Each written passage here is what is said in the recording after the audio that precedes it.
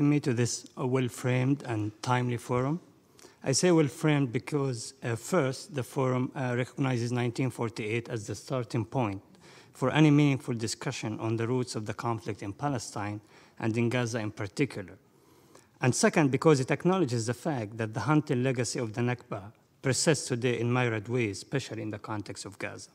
And I say timely because the forum comes on the heels of the Great March of Return, which marks a stark reminder that the crisis in Gaza is first and foremost a refugee crisis, one that is alive and still awaits justice, perhaps now more than ever. The peaceful protests also mark a symbolic shift by reclaiming the 70-year-old refugee question as the root cause of the conflict and the basis for a just and lasting peace in Palestine. The protests also mark a strategic shift in Palestinian politics, with the majority of Palestinians now in favor of a struggle for equal human rights over liberation. For besides reviving dreams of return, what the protesters hoped to achieve was to draw attention to the humanitarian calamity in Gaza, as if reminding us that the Nakba is not a dead or past memory, but an ongoing reality. To understand how we got there, we need to view these events within their historical context. Since its creation, Gaza has known two political realities: occupation and blockade.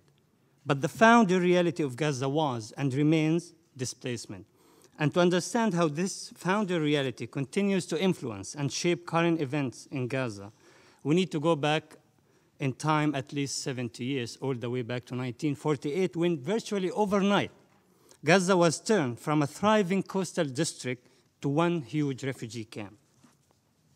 The story is familiar to many. In the mass exodus that accompanies Israel's founding in 1948, 750,000 Palestinians were expelled and forced to flee their homes and become lifetime refugees. 300,000 of those uprooted flooded into Gaza. That was more than 1/3 of the total refugee population. As a result, the population of Gaza, which had numbered 80,000 before the war, tripled overnight. With 2/3 of its population now refugees, Gaza resembled a colossal tent city squashed between desert and sea. 8 refugee camps were created in Gaza around that year. And while the Gaza Strip comprised 1/100, 1.6, of the total area of Mandate Palestine, which is about 140 square miles, it now provided a sanctuary for 1/4 of its Arab population. Submerged by waves of displaced people, Gaza became a Noah's Ark for Arab Palestine that had vanished in 1948. The tragedy was further aggravated by the demarcation of the 1949 armistice line between Egypt and Israel, which rendered the Gaza Strip even far narrower than the Gaza district, the old Gaza district under the British mandate. Many of the refugees who flooded into Gaza came from towns and villages in southern and central Palestine and from northern parts as far as Galilee. But most of the refugees came from towns and villages around Gaza and therefore had to endure the painful spectacle of being displaced within sight of their lost homes and lands. The paradoxical fate of Gaza was that at a time when other Palestinian cities witnessed a mass exodus of refugees, Gaza was experiencing a great influx of them. Gaza was a rare case of internally displaced people who became lifetime refugees. Israel, on the other hand, became the only country in modern memory that uprooted its refugees, then followed them, chased them to the camps, occupied them, besieged them, massacred them, and humiliated them for 7 decades. Where on earth, where else did this happen? This includes 2 occupations, a 50-year-old military rule that's still effectively in place, endless military raids and offenses, 12 full-scale wars, including 3 in the past decade alone, a 3-decade closure, which started in the early 90s, not 11 years ago, and an 11-year blockade by sea, land, and air with no end in sight. Languishing under siege, the refugees of Gaza came to realize the depth of their tragedy. There is one thing worse than displacement, and that is not being able to leave. Besides, one of the lessons of the Nakba was that for the people of Gaza, living would amount to permanent exile and second displacement. This rendered Gaza the largest open-air prison in the world, with 2 million people, the majority of whom refugees. In a bitter irony, this steadfastness of refugees coincides with UN reports describing Gaza under siege as unlivable. There's a popular saying in Israel that if you don't like it, go to Gaza, which embodies a cynical admission that Gaza is indeed unlivable by Israelis. And so the Gaza Strip, as it stands today, was an Israeli creation whose fate was sealed in the heat of war 70 years ago. In the 7 decades that followed, the gates of Gaza were slammed shut on its displaced population.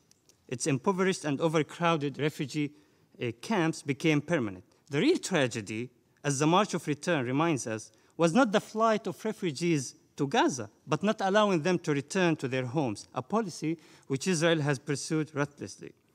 The irony is that even when most refugees in Gaza started to move from tents to more solid houses, this movement, in fact, further exacerbated their bleak sense of permanent exile and displacement. And since its creation, the spectacle of refugee camps in Gaza has haunted the Israeli leadership, whose unending obsession with the refugee population should explain their aggressive policy toward Gaza over the past decades. It should also explain why Israel continues to view impoverished and powerless Gaza as a security threat of existential proportions that require extraordinary and disproportionate measures. To give you a few examples from history, Israel's founders, like David Ben-Gurion, foresaw the risk of concentrating tens of thousands of refugees in their backyard, squeezing them in a tiny coastal strip straddled between the Negev and Sinai, where the natural obstacle of the desert prevented their dispersion, like other refugees. And fearing the spectacle of waves of refugees marching from Israel on Gaza, the early Israeli leadership set its mind on eliminating the refugee population of Gaza. In November 1956, during the Suez crisis, it was Israel who marched into Gaza. And starting with 2 military raids on the refugee camps there, Israel's first occupation of Gaza, which lasted for 4 months, culminated in 2 massacres in Khan Yunis and Rafah camps. The human cost was so alarmingly high, it prompted the head of a special UN observer mission in Gaza at the time to link the killings to Israel's obsession and intention to get rid of the refugee population in Gaza. This is not me saying that. This is a UN special observer. And this could apply to Israel attacks on Gaza, especially in 1914, which culminated in the death of over 1,000 Palestinians. The French philosopher Jean-Paul Sartre, who visited Gaza in 1967, was appalled by the sight of refugee camps there. That month, he told an Israeli politician that, quote, "The refugee camps I have seen will be a heavy burden on Israel's future." This was a foresighted observation on Sartre's part, though it was also a belated realization, since the refugee camps had already hunted Israel for 2 decades since 1948. Now, the refugee population of Gaza continued to hunt the Israeli leadership after 1967. Transfer plans abounded. During the subsequent prolonged Israeli occupation of Gaza in 1967, which painfully placed Gaza refugees under the control of the very forces that had uprooted them 2 decades before, Israeli politicians contemplated transferring Gaza refugees to the West Bank or Sinai or an Arab country in North Africa, including the so-called Libyan operation.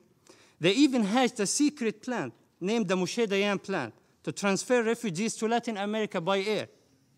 But fortunately for the people of Gaza, the plan was deemed costly and impractical. Thank God. Like war, peace also proved costly for the refugees of Gaza, thanks to the Camp David Accords between Israel and Egypt in 1979. For one thing, the peace agreement reinforced the old international Egypt-Palestine frontier of 1906, dividing families by barbed wires, causing further population displacement and house demolitions along the newly demarcated border, and depriving Gaza's fishermen of the traditional access to Egyptian territorial waters. One tragic outcome of Camp David was the destruction that Israel moved its settlements from Sinai to Gaza. No wonder the first Palestinian uprising, Intifada, which broke out in 1987, originated in the Jabalia refugee camp. nicknamed Vietnam Camp. The uprising was led by young Palestinians who grew up under Israeli occupation. Hamas was the product of the first Intifada. Remember, also 2 of the 3 founders of the PLO were from Gaza. But the most important thing about the first Intifada that it was a living reminder that rather than eliminating the refugee population of Gaza, Israel's endless offenses have only enhanced the solidarity between the urban population of Gaza and its refugee population. Also, this applies also to the second Intifada, when Gaza became a symbolic battlefield of the uprising after the Israeli soldiers shot a 19-year-old Mohammed Durra in his father's arm, making him the iconic figure of the uprising near the Burej refugee camp in Gaza. And finally, in 2005, and after nearly 4 decades of prolonged occupation, Israel withdrew from Gaza, leaving behind some 1 million camped refugees, believing it had swept the refugee crisis under the rug of disengagement. In reality, Israel's unilateral withdrawal made the refugee population an easy target for its military incursions, with entire sections now of the refugee camps were declared no-go areas for the Israeli soldiers. At the same time, the Israeli withdrawal was widely branded as having fulfilled Israel's obligations toward Gaza and its refugees. In the meantime, Israel continued to control Gaza by air, land, and sea, while declaring the Strip a hostile territory subject to continued military operations and collective punishment. In withdrawing, Israel realized that it would be easier and cheaper to run the prison from the outside than from the inside. This was evident from the fact that all Palestinians who were killed during the March of Return were killed inside Gaza, within the Israeli-imposed buffer zone that cuts deep into Gaza territory and covers 1/3 of its arable land. So Israel was not defending its border, it was defending its buffer zones. And Gaza is not a state bordering Israel. It's an occupied territory. The UN still considers Gaza an occupied territory because Israel still has effective control over Gaza. My main take is that without understanding the crisis in Gaza as a refugee crisis, we cannot understand why Israel continues to deny the people of Gaza to live in dignity and freedom. Thank you.